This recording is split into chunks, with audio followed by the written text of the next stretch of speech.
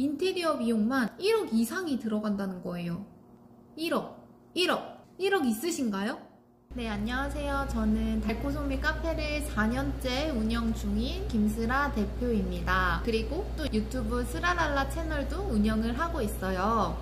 제가 오늘은 카페 창업을 준비하면서 직접 겪었던 준비 과정을 여러분들한테 공유해 드리려고 해요. 사실 카페를 창업할 때 쉬워 보이지만 되게 막막하거든요. 막상 시작하려고 하면은 어디서부터 어떻게 시작을 해야 될지 잘 모르겠고 준비할 것도 굉장히 많거든요. 그래서 오늘은 그 중에서도 가장 중요한 준비 단계에 관해서 알려드리려고 해요. 창업을 준비하고 계시는 분들한테 아주 큰 도움이 될 테니까 여러분들도 카페 창업을 생각하고 계신다면 오늘 이 영상이 아주 큰 도움이 될 테니까 메모하면서 영상 끝까지 꼭 봐주세요. 제일 첫 번째로 중요한 거는 바로 아이템 선정인데요. 카페 창업을 시작하려면 어떤 메뉴를 팔고 싶은지, 그리고 그 메뉴를 어떻게 다른 가게랑 차별화를 시켜야 되는지가 굉장히 중요해요. 제가 달코소미를 시작한 계기는 굉장히 길어요. 근데 간략하게 얘기를 하면은 저희 유튜브에 자주 등장하는 저희 남편 뚠뚠이가 디저트를 굉장히 좋아해요. 그래서 디저트 카페를 시작하게 됐어요. 근데 그냥 흔한 디저트가 아니라 감성적이고 퀄리티가 굉장히 높은 디저트를 판매를 하고 싶었어요. 그러면 저희가 아이템 선정을 과연 어떻게 했을까요? 저희가 시작할 당시에는 마카롱, 그리고 마들렌, 그리고 휘낭시에 이런 디저트가 되게 흔했어요. 근데 저희는 직접 매장에서 만드는 수제라는 걸 강조했고, 쿠키라 하면은 되게 얇은 그런 쿠키 있잖아요. 미니 쿠키나 얇은 비스켓 정도? 얇고 작은 쿠키들은 되게 대중화가 되어 있었는데 뚱뚱하고 촉촉하고 꾸덕하고 안에 막 크림치즈가 왕창 들어있고 이런 르벤 쿠키와 수제 디저트를 강조해서 달코소미를 창업하게 되었습니다. 사람들이 카페를 많이 다니면서 커피가 굉장히 높아졌거든요. 그래서 공장이나 납품을 받는 디저트와 수제 디저트의 차이를 고객님들이 이제는 너무나 잘 알고 있기 때문에 이렇게 두 가지를 강조해서 창업을 하게 되었는데요. 이런 점을 고려해서 차별화된 메뉴를 선정하는 것이 중요합니다.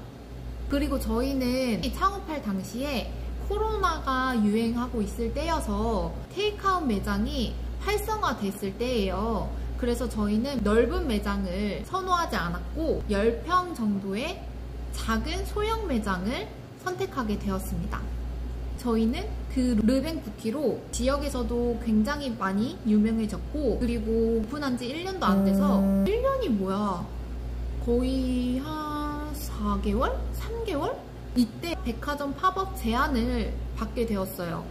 신세계, 롯데, 현대 다 다녔어요. 오픈한 지 얼마 안 돼서 정신이 너무 없었는데 이 백화점 팝업이라는 기회가 누구한테나 쉽게 주어지는 기회가 아니잖아요. 그래서 저희는 백화점 팝업을 여러 군데를 막 다녔어요. 그리고 고속버스 터미널이나 양재역에서도 단기 팝업을 운영할 수 있는 기회가 주어졌습니다. 그러면서 이제 의정부라는 지역뿐만 아니라 전국에서 저희 달코소미를 알릴 수 있는 기회가 주어졌죠. 저는 몸이 10개여도 모자랄 정도로 정말 바쁜 나날을 보냈습니다. 그렇게 바쁜 나날들을 보내면서 확장 이전을 하자고 결심을 했고, 이제 옮겨야 되는 장소에 대해서 상권 분석을 굉장히 열심히 했던 것 같아요. 현재 달코소미가 위치해 있는 곳은 유동인구가 많고 카페들이 이미 활성화되어 있는 곳이어서 지금 위치를 선택하게 되었습니다. 그런데 아무리 유동인구가 많다고 하더라도 경쟁 카페가 많으면은 힘들 수 있는데, 그래서 저희는 상권 분석을 더욱더 열심히 했습니다.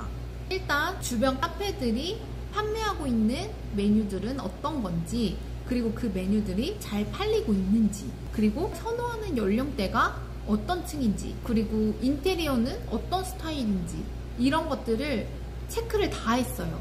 근처에 되게 저가형 커피를 판매하고 있는 카페가 있었는데 위치도 되게 좋은 곳에 있거든요. 근데 그곳에는 주로 저가형 커피와 일반적인 디저트만 제공을 하고 있더라고요. 저희는 감성적이고 퀄리티가 높은 디저트를 판매를 하고 있었다 보니까 그런 고급 이미지의 디저트와 인테리어를 제공하는 카페를 만들자라고 생각을 했어요. 그리고 이제 수제 디저트를 판매하고 있는 카페들도 있었는데 다행히도 르뱅 쿠키와 소금빵, 식빵, 파운드 이렇게 저희가 판매를 하고 있는 디저트들이 주력 상품은 아니더라고요. 그래서 다행이다 싶었습니다. 그래서 정리하자면 상권 분석에서 가장 중요한 거는 시간대별 유동인구와 경쟁 매장을 분석하는 거예요. 내가 카페를 오픈할 위치에 어떤 사람들이 자주 지나다니는지, 그리고 경쟁 매장에서 어떤 메뉴들을 팔고 있는지 그걸 조사하는 게 굉장히 중요합니다. 그리고 지나다니는 사람들이 어떤 걸 선호하는지 이걸 꼭 체크를 해주세요. 네, 다음으로는 이제 브랜드 컨셉을 정하는 것인데요. 일단 저희 달코소미는 감성적이고 여유롭고 편안하고 힐링을 주는 카페를 컨셉으로 시작을 하게 되었어요.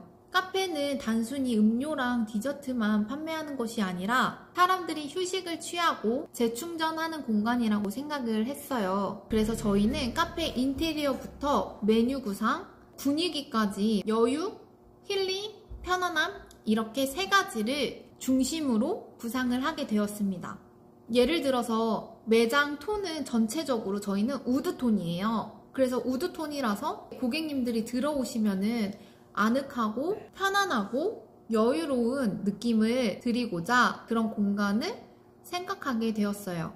그래서 정리하자면 브랜드 컨셉을 구상하실 때 가장 중요한 점은 우리 카페를 오시는 고객님들한테 내가 제공하고 싶은 것이 어떤 것인지를 정하는 것이 첫 번째입니다. 그렇게 오시는 고객님들의 니즈를 파악하는 것이 그 다음입니다. 그래서 저희 달코소미 이름을 지을 때도 두 가지 의미가 있는데요.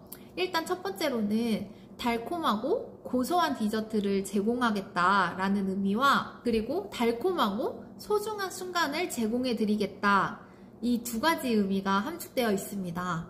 그래서 달코소미로 오시는 분들한테 달콤하고 편안하고 소중한 순간을 선물해 드리고 싶은 마음입니다. 그 다음으로 제일 궁금하실 것 같은 창업 자금에 대해서 말씀을 드리려고 합니다. 카페 창업에서 자금 관리는 굉장히 중요한 부분이에요. 제가 처음 창업할 때도 예산을 철저히 관리하면서 불필요한 지출을 최대한 줄이려고 노력했어요. 예를 들어서 매장을 계약하고 나서 제일 비용이 많이 들어가는 것이 어떤 거라고 생각을 하세요? 무엇보다 큰 비용이 들어가는 것은 크게 두 가지예요. 인테리어 비용, 그리고 장비 비용. 이 장비 비용도 무시 못하거든요. 그래서 저는 인테리어 비용과 장비 비용을 철저하게 계산을 해가지고 너무 과한 비용이 들어가지 않도록 조정했어요. 일단 저희는 장상 이전하면서 대부분의 장비를 10평 매장에서 사용하던 것을 거의 그대로 가져왔거든요. 그래서 장비 비용에 관해서는 저희가 카페를 처음 창업을 했을 때 들어갔던 비용에 대해서 말씀을 드려볼게요. 일단 커피 머신은 중고로 구매를 했습니다. 커피 머신도 아주 큰 비용이 들어가잖아요. 그리고 저희는 그땐 테이크아웃 매장이었고 디저트가 주력이다 보니까 커피 머신이 있어야 되긴 하지만 커피가 주 메뉴는 아니었기 때문에 커피 머신을 새 제품을 사용하는 것은 저한테는 과한 지출이라고 생각을 하게 되었어요. 그래서 저희는 상태 좋은 중고 머신을 구매를 하게 되었습니다. 중고 커피 머신을 판매하고 있는 업체에 가시면 커피 머신, 그라인더, 제빙기, 그리고 테이블 냉장고 이렇게 해서 묶음으로 판매를 하고 있었어요. 그렇다고 해서 아무것도 알아보지 않고 그렇게 묶어서 파시는 거를 그대로 구매를 하진 않았고, 요새 당근도 되게 활성화되어 있잖아요. 당근에서 개별적으로 구매했을 때와 그렇게 묶어서 구매를 했을 때 어느 것이 더 비용이 저렴하게 드는지 체크를 하면서 구매를 했거든요. 왜냐면은 그 묶어서 판매하시는 곳은 아무래도 업체이다 보니까 그분들한테도 소정의 비용이 떨어지게끔 가격이 책정이 되어 있었을 거예요. 당근에서 개별적으로 구매를 하는 것이 더 저렴한 경우도 있었거든요. 그래서 하나하나 다 따져보면서 어떻게 구매하는 것이 더 저한테 이득인지 체크하고 구매를 했습니다. 그리고 장비를 구매할 때 또 체크를 해야 되는 부분은 배송비예요. 이렇게 택배 박스에 들어가는 게 아니고 트럭에 실어서 운송을 해야 되기 때문에 운송비도 만만치 않거든요. 그래서 이것도 잘 체크를 해보셔야 됩니다. 그치만 아무리 중고라고 해도 이게 잠깐 쓰고 망가지면 안 되잖아요. 그러면 수리비가 더 나오거든요. 그렇기 때문에 중고를 사더라도 스태 체크를 잘 하셔야 돼요. 싸다고 좋은 것이 아니기 때문에 중고 머신을 살 때는 많이 알아보고 사셔야 돼요. 이 전 소유자가 얼마나 썼는지, 그리고 AS 기간은 얼마나 해주시는지 이런 부분도 잘 체크를 하셔야 됩니다. 그 다음에는 인테리어에 대해서 말씀을 드릴게요. 제가 예전에 올렸던 영상을 보시면 거의 반 셀프예요. 저희가 시공을 직접 하진 않았지만 설계와 인테리어 컨셉 디자인, 그리고 자재 구입까지 저희가 직접 했거든요. 뛰어다니면서 했어요. 막 무거운 거 낑낑대며 제가 옮기고, 그 영상 보시면 나와 있을 거예요. 제가 진짜 타일 무거운 거 막 박스로 계속 나르고 페인트 나르고 그런 모습이 영상에 담겨 있거든요. 그래서 위에 링크 걸어둘 테니까 궁금하신 분들은 한번 보시면 좋을 것 같아요. 인테리어 업체에 의뢰를 하면요, 평당 3,400을 부르시더라고요. 저희 지금 확장 이전한 카페가 거의 30평 정도 되거든요.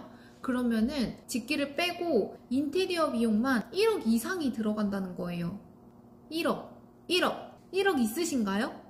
돈이 많으면 좋겠지만 카페를 창업을 하시는 분들은 아까 말씀드렸다시피 너무 과도한 지출은 최대한 줄이셔야 돼요. 그래서 저희는 거의 반 셀프 인테리어를 진행을 해서 인테리어 비용을 한 3천만 원 정도는 절약을 할 수 있었어요. 3천만 원은 정말 어마어마한 거예요. 그런 분들한테는 보증금이 될 수 있는 금액이기 때문에 이렇게 반 셀프로 인테리어를 진행을 하실 수 있는 분들이면 최대한 이렇게 진행을 하시는 게 좋습니다. 자금 관련해서 말씀드린 내용을 정리를 하자면, 내가 갖고 있는 예산이 얼마인지 체크를 하시고, 그 다음에 과도한 지출을 최대한 줄일 수 있도록 노력을 하셔야 됩니다. 저처럼 중고 장비를 사용을 하신다거나 아니면 반셀프 인테리어로 수천만 원을 절약할 수 있는 방법이 있습니다. 네, 이렇게 카페를 창업을 하면서 제일 중요하고 제일 기본적인 준비 단계인 아이템 선정이랑 상권 분석, 브랜드 컨셉, 창업 자금에 관해서 제가 말씀을 드려봤는데요. 카페 창업에 있어서 준비 단계는 굉장히 중요합니다. 이렇게 작은 거 하나하나 신경을 쓰셔야 성공하실 수 있습니다. 제가 달코소미를 시작하면서 겪었던 이런 모든 과정들이 여러분들께 조금이나마 도움이 되셨으면 좋겠어요. 다음 영상에서는 반셀프 인테리어를 하면서 겪었던 어려움들, 그리고 실제로 카페를 운영을 하면서 힘들었던 것들에 대해서 좀 더 자세히 다뤄볼게요. 네, 그럼 영상 끝까지 시청해주셔서 너무 감사드리고, 영상이 도움이 되셨으면 채널 구독, 좋아요, 댓글 마구 남겨주세요. 제가 지금 말씀해드린 것들 중에 더 궁금하신 것들이 있으면 댓글 남겨주시면 제가 최대한 답변해드리도록 하겠습니다. 그럼 다음 영상에서 만나요. 오빠 나오잖아, 거울에서. 그럼 다음 영상에서 만나요. 안녕. 그럼 다음 영상에서 만나요. 안녕. 그럼 다음 영상에서 만나요. 안녕.